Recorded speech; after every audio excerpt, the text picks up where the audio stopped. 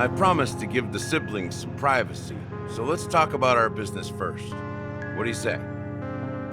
That sounds sensible enough. Since you went through the trouble of gathering the family head, the crew, and the Stellaron hunters, I'm guessing you have something important to say, Mr. Gallagher? Oh, is it that obvious? The look on your face is practically screaming, I'm the one behind all this. You're right, Mr. Yang. It is indeed time to come clean on everything. The siblings already know what they need to, and they've made their choice. But you, Nameless, arrived a bit late. So it's only fair that I answer your questions. Before we begin, let me reintroduce myself. I'm the founder of Dreamflux Reef, the deputy of the Watchmaker, and the one who sent out that invitation. As Gallagher, the history fictionologist, I humbly extend my greetings to you all. History fictionologist? So what, everything you told us was made up? Well, don't worry. Almost everything I shared was true. Well, except for the part about the family accepting me back. I double-checked with Micah, and everything he said about the family, the Watchmaker, and Mikhail is true. Thank you for your understanding. Now let's get down to business. I'm sure you're all wondering why I went through the trouble of setting up this battle for the legacy, inviting different factions, stirring up a ruckus all over Penacony. Well, it all boils down to something very familiar to all of you. The Stellaron. The Stellaron? But how is that possible? Penacony is a free-flowing interstellar hub. There are no signs of contamination whatsoever. You're totally correct. So, care to take a guess at what that means? I wish that were the truth. But the sweet dream doesn't come out of thin air. If you think of the memory zone as the sea, creating the land of the dreams is like filling that wild ocean with earth to make an island. To achieve this feat, without the help of an emanator of remembrance or enigmata, the only way is to use a Stellaron. And that's not something you can achieve with a simple wish. It requires vast quantities of knowledge, time, and manpower. I'm sure you get what I'm hinting at. In Azdana, the planet of festivities itself is a Stellaron disaster. The planet of festivities itself is a Stellaron disaster? It all started a long time ago, back when the Watchmaker and his crew liberated the frontier prison. They faced countless challenges as they began building Penacony from the ground up. That's when the idea of using the Stellaron came into play. The Stellaron first entered the Azdana system during the war. The Nameless warned everyone against the folly of attempting to tamper with such a power, and most heeded their words. But there are always people in the shadows with ulterior motives. The turning point came after Tiernan's death. With two of the Nameless gone, the Watchmaker had to go to the front lines. It was at that moment his rivals saw an opportunity. By the time a representative from the Montour System's family arrived at the Watchmaker's call, the Stellaron had already been activated and was seeping into the primordial synesthesia dreamscape. And I suppose the family happened to possess the knowledge to seal the Stellaron? Not just that. They knew far more about the Stellaron than the average person. They helped Mikhail swiftly quell the civil unrest and played a part in building Penacony under the disguise of the Harmony. Those three eras were known as the Age of Dreaming. The Watchmaker, who had been left in the dark, sent out invitations across the universe, spreading the hype around the land of the dreams. Then, how did they turn against each other? Remember the island in the ocean metaphor? The truth is, the Stellaron was never truly sealed. It existed in a different form within the dreamscape. Think about this. What would it cost to create and maintain such a lavish dreamland? It's people's lives. The opulent dream is built upon the decay of spirits, with a toxic elixir called pleasure flowing through the dreamscape. It tempts people to indulge in the dreamscape, and gradually their minds succumb, becoming nourishment for the sweet dream. Confusion, laziness, and cowardice, weaknesses that plague humanity, were magnified and nourished by the family. Penacony became a new kind of prison, even more impenetrable than the previous one. Sadly, we realized this far too late. By then, the family had a firm grip on Penacony, swiftly quelling any opposition that arose. At my wit's end, I had to use the power of the Enigmata, and sought refuge in this chaotic memory zone. Over the years, I fabricated a meme within this dream for our use. Dormancy. That's its real name. We exploited a loophole. You see, regular people can't fall asleep again while they are inside the dreamscape. So this is the true meaning of the impossible. You sent out invitations in the Watchmaker's name to find forces capable of resolving the Stellaron disaster and draw them into Penacony to uncover the truth. It's not just that. Above all, I wanted to see what happens when the major factions engage in a struggle for the legacy. Since this is the Watchmaker's first announcement in decades, the traitor within the family is bound to reveal themselves. So, the legacy is just a facade. If you want to consider the Stellaron as the legacy, I'm totally fine with that. If that's the case, where is the Stellaron now? That's a question for Mr. Wings. The Stellaron is still under the family's control, and as the head of the Oak family, I'm sure he holds all the answers.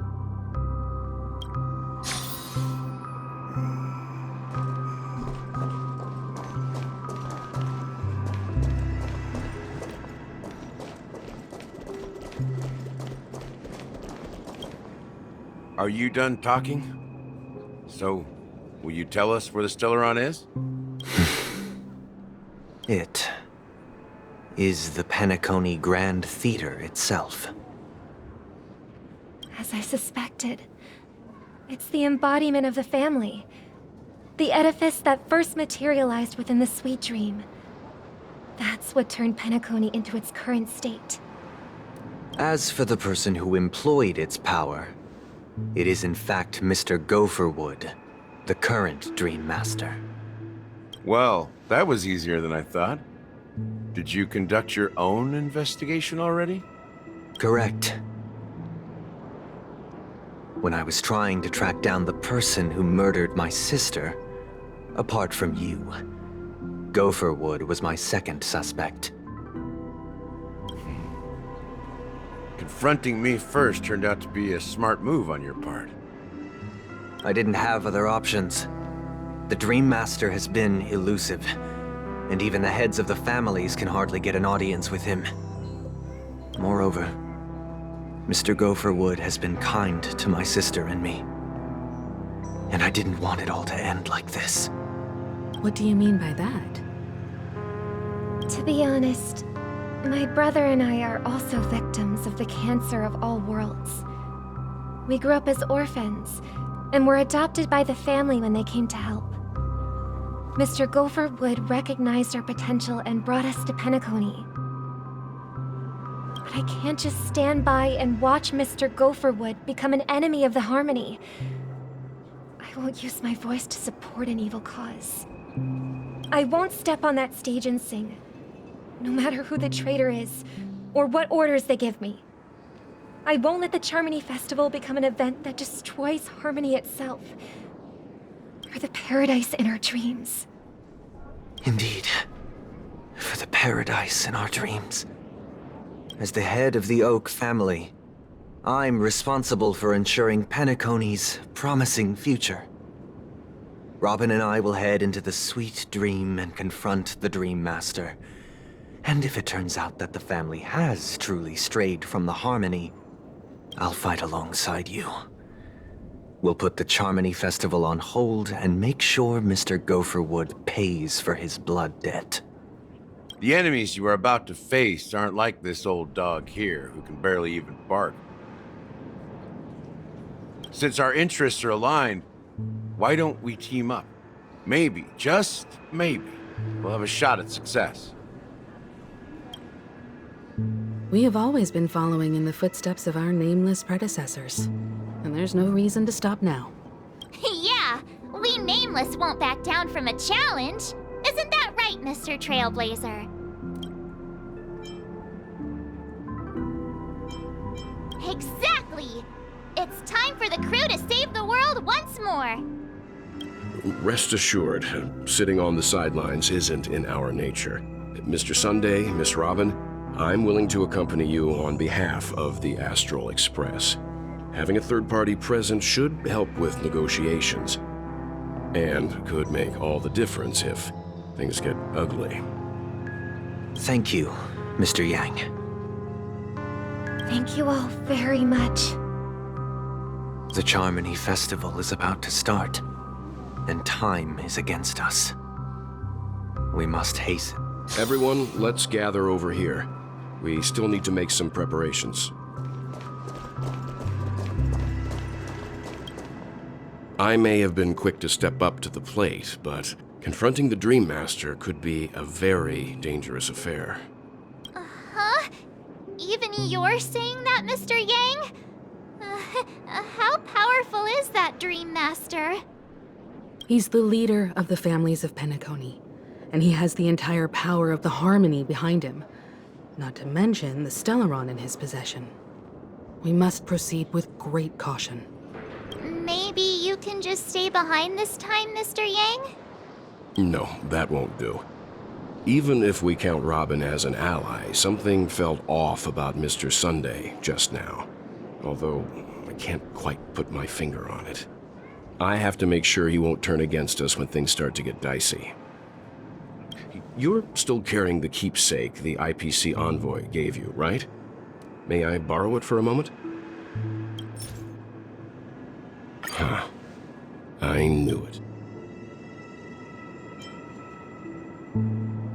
As I suspected, this chip Aventurine gave to you is actually a miniature transmitter.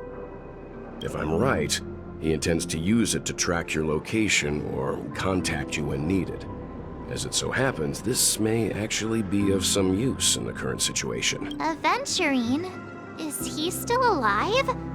And what does he have to do with our mission to confront the Dream Master? Remember what I said earlier? Working with the IPC is a way to keep the family in check. If negotiations go south and the family show their true colors by going after the Stellaron, I'll use this transmitter to send a message to the IPC. It'll be just the opportunity the IPC ambassador was hoping for. The only question mark in all of this is Aventurine's current status.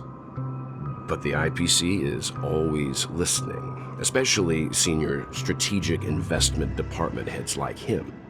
Getting... Good luck to you, Welt. Well, you take care too. If anything goes wrong, don't worry about me. Just make sure to seal the Stellaron. Spoken like a true hero. Even if the Dream Master is innocent, the family's corruption runs deep. I won't make the same mistake Mikhail did. Let's wish him the best of luck. Don't you have something else to tell us, Gallagher? Why would you say so? Before we departed, the conductor asked us to inquire about the three Nameless in Penacony. We've already collected intel about Rosalina and Tiernan, so the only one left is Legwork. If I'm not mistaken, we've already met him somewhere, haven't we? It's not enough to say meet, but the answer is pretty obvious. After all, I've hinted at it in quite an evident way. I've been watching over you ever since I received the reply from the Astral Express, and I've seen the great effort you all put into linking different realms together across the cosmos. And now, after getting this far all in one piece, you have truly proven yourselves. Miss Himiko, were you the one who repaired the Express and got it sailing through the cosmos again? Yes. And you two, young Nameless, you have very interesting life stories and extraordinary skills. I don't know much about my life story, but I do have extraordinary skills. You're full of energy. Please send my regards to the conductor, Pom Pom. Please let them know that their friend has fond memories of his time aboard the Express, which he reminisces on every time he has a good drink. As for the last Nameless, he embarked, disembarked, and embarked again, traveling in a great circle, ending up back where he started. On his deathbed, he told me to find the Astral Express and deliver an invitation to the future Nameless. He left behind a special gift, a true legacy. So come with me. Now is the time to reveal it.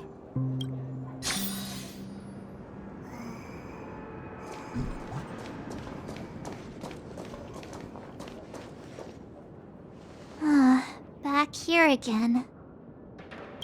Sometimes I feel like you're still alive, old friend. Like you've still got so much to say and do. I've kept my promise, brought the future trailblazers you've waited so long for. I don't know why you were so obsessed with that train, but I remember your last words. Don't let us down, old man.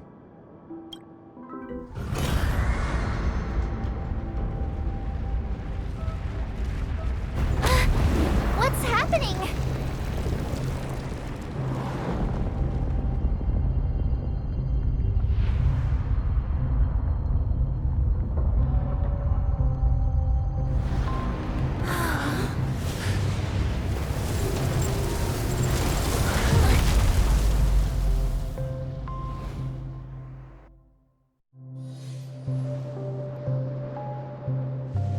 Go ahead. His resting place lies in the garden up ahead. The first and last Nameless of Penacony. Mikhail Char Legwer, the Watchmaker.